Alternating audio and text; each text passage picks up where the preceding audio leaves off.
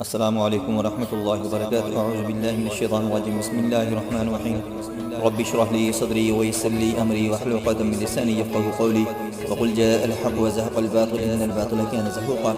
جادو برحق ہے لیکن اس کا علاج کرنے والے بہت کم لوگ ہیں۔ زیادہ جو لوگ ہیں ان کے اندر جاہلیت ہے، ان کو پتہ نہیں ہے کہ علاج کیسے کرنا ہے، یا جن کا علاج کرنا ہے ان کو کیا نصیحت کرنی ہے، کیا ان کو پرہیز کروانا ہے کہ جس سے وہ بچے رہیں تو ان کا علاج مکمل طور پر ہو جائے گا اور وہ شفا یاب ہو جائیں گے۔ اکثر لوگوں کا علاج جادو کا جو ہوتا ہے وہ مکمل نہیں ہوتا، کچھ دنوں کے بعد دوبارہ پھر وہی صورتحال لوٹ کر آ جاتی ہے۔